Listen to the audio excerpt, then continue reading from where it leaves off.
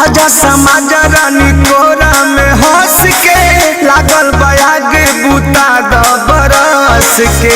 काहे परेशान करतनी जी हो आजा समाज रानी कोरा में हंस के लागल बयागे बूता द बरस के।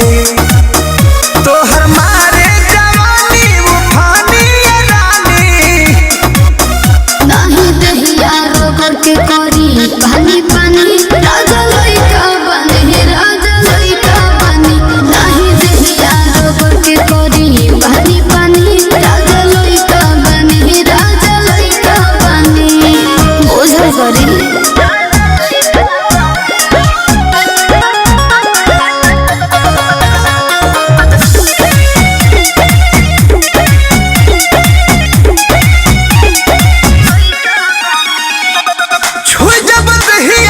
कहतरु हटा बानी कमजोर राजा भेरी जानी सटा। ऐसा बात बतावे के नहीं चाहिए भाग जी छोड़ जब दहिया तू कहतरु हटा बानी कमजोर राजा भेरी जानी सटा। दूर रही अब मिल के बना दिया कोई अलग कहानी। काहे ना बुझी ना नहीं दहिया रोगर के करी पानी पानी राजा लइका बने राजा लइका बने। नहीं दहिया रोगर के करी पानी पानी राजा लइका बने राजा लइका बने। ओहो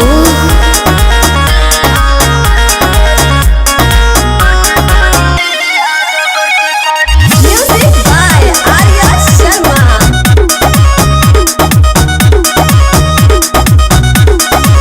दही जवानी के हो जाई खाटा दूर रहो एमपी महाई न माथा।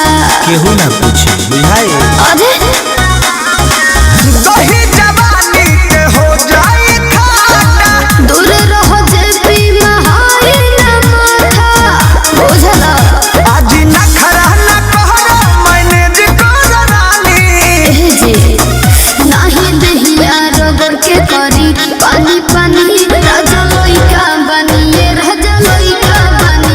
नहीं दहिया रोगर के करी पानी पानी राजा लइका बनिए राजा लइका बनी। काहे नहीं बुझल।